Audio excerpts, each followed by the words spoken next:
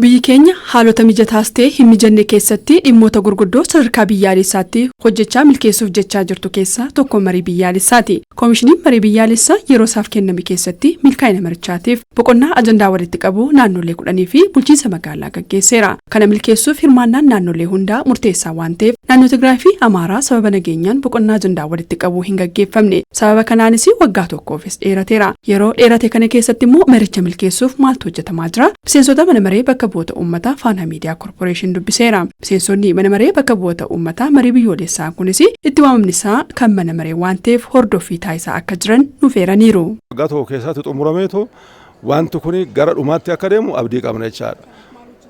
Amma nuti gaa hordoffii gochuudha iddoo kana gubbaatti yeroodhaan akka gabaasa godhan gochuu waan irra gaan dhufaniitu akka mana mareetti ibsan taasisuu duukaa bu'anii nutis gargaaruun nurraa eegama biyyis gargaaruutu irraa eegama uummannis gargaaruutu irraa eegama kanaaf qaamni ilaallatu hundumtuu iddoo kana gubbaatti gahee isaa bahuutu irraa eegama jechaadha. Akka mana mareetti hawaasa kakaasuudhaan hawaasi fedhii isaatiin koomishinii kana gargaaree marii irrattis hirmaatee bifa rakkoo isaa furachuu ittiin danda'uun hojjechuun hunda keenya irraa eegama akka miseensa mana mareetis nus dirqama qabna waan ta'eef isa kanatti dhiyeenyaan hin hordofna. Manni maree kunis waggaa tokkoof beekamtii kennee fi mariin kun akka inni xumuramuuf yeroo kaa'ee jira. Nutis tawaamni isaanii kan keenya waan ta'eef yeroodhaan dhimmoo isaanii wajjin ta'uudhaan bakka isaan ga'anii irratti waliin gabagamuudhaan hanqina jirus deeggarsa gochaa fi mariin biyyoolessaa kun guduunfaatti dhufee biyyi kun karaa nagaa karaa hundinuu itti hirmaateen mariitti dhufee mariidhaan xumuramuu akka inni qabu dhaamsa kun dabarsaa.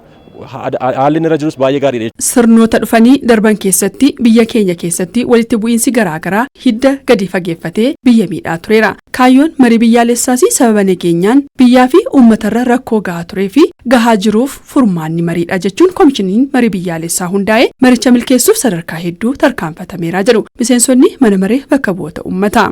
Waggaa 100 as ummanni kun utuu beekin sirnoota darbe keessatti miidhamee jira. Sirnoota darbe keessatti ummanni miidhame kun immoo karaa nagaatiin, karaa jaalalaatiin, karaa mariitiin dhimma isaa eeggachuu kan hin danda'u marii biyyoolessaati.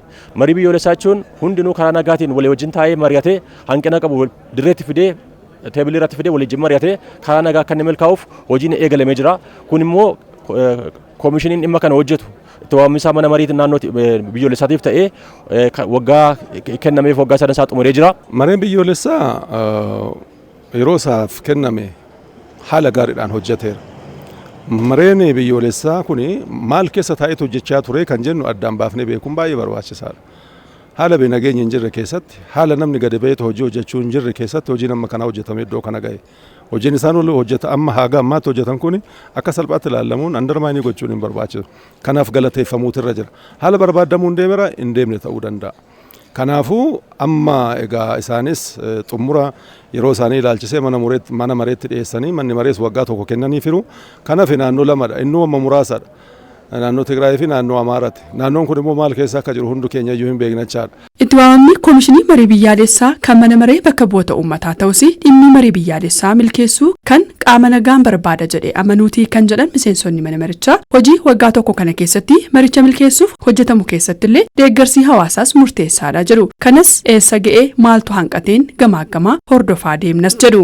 Hawaasi fedhii isaatiin koomishinii kana gargaaree marii irrattis hirmaatee bifa rakkoo isaa furachuu ittiin danda'uun hojjechuun hunda keenya irraa eegama akka miseensa mana mareetis nus dirqama qabna waan ta'eef isa kanatti dhiyeenyaan hin hordofna hawaasi keenyas fedhii isaatiin akka itti hirmaatu asumaan dhaamsan dhaama. Itti waamamni isaanii mana maree bakka bu'oota nuuf waan ta'eef yeroodhaan hojii isaanii gamaggamu wantoota gufuu isaanii ta'ummoo adda baasanii secca'anii hordoffiif deeggarsaan kallattii qabsiisaa deemuun hojii keenya waan ta'eef haala kanaan marii biyyoolessaa wajjin hojjechaatii jirra.